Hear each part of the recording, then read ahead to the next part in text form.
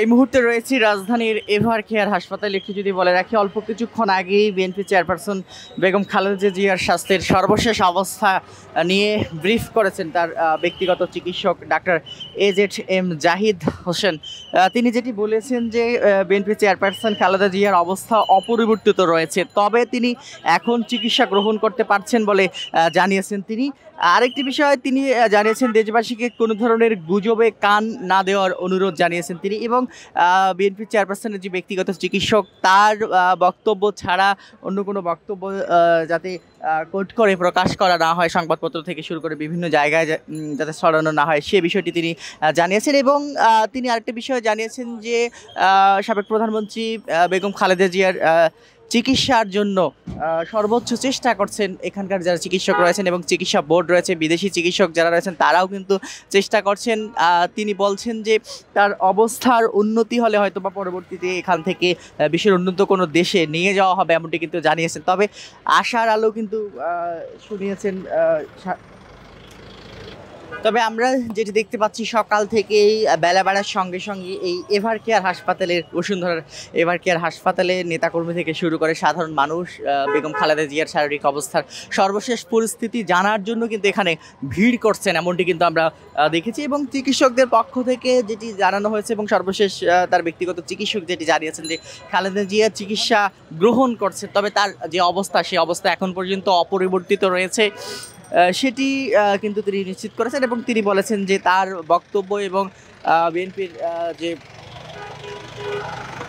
বিভিন্ন জায়গায় যে বক্তব্যগুলো ছড়ানো হচ্ছে, বিভিন্ন জায়গায় গুজব ছড়ানো হচ্ছে, এই গুজবে কান না দেওয়ার কথা বলেছেন তিনি, তেমনটি কিন্তু আমরা দেখেছি। সব মিলিয়ে এখন পর্যন্ত এই ছিল রাজধানীর এভার কেয়ার হাসপাতাল থেকে সর্বশেষ পরিস্থিতি।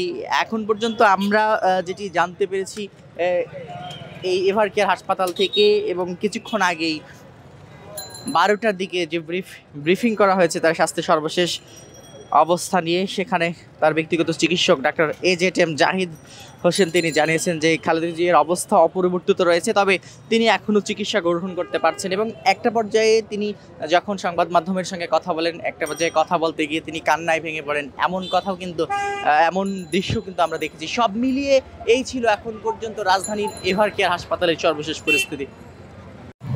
যেমনটি বলছিলাম আর যেমনটি দেখাচ্ছিলাম, এভার কেয়ার হাসপাতালে সকালের পরপরই আমরা দেখি যে বেলা বেড়ার সঙ্গে সঙ্গে এখানে সাধারণ মানুষ, বিশেষ করে উৎসুক জনতা এবং বিএনপির নেতাকর্মী তারা কিন্তু এসে ভিড় জমাচ্ছেন। এবং কিছুক্ষণ আগে আমি এখানে দেখেছিলাম বিএনপির সিনিয়র যুগ্ম মহাসচিব রুহুল কবির রিজভী, তিনিও কিন্তু এখানে এসেছিলেন বেগম খালেদা জিয়ার স্বাস্থ্যের সর্বশেষ পরিস্থিতি জানার জন্য।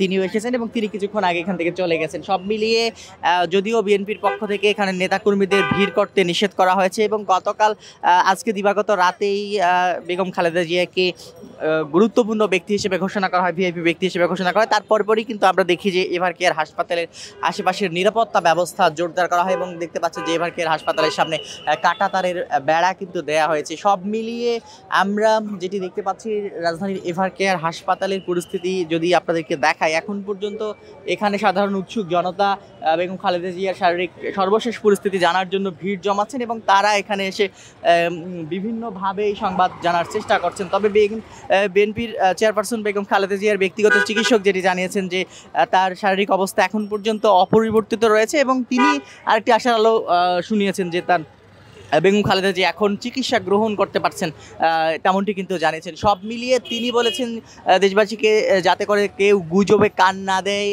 বিভিন্ন গুজব কিন্তু সামাজিক যোগাযোগ মাধ্যম থেকে শুরু করে অনেক জায়গায় ছড়িয়ে পড়ছে, সেই গুজবগুলোতে যাতে করে কেউ কান না দেয় সেটি কিন্তু অনেকে বলছেন। সব মিলিয়ে এই ছিল এখন পর্যন্ত রাজধানীর এভার কেয়ার হাসপাতালের সর্বশেষ পরিস্থিতি।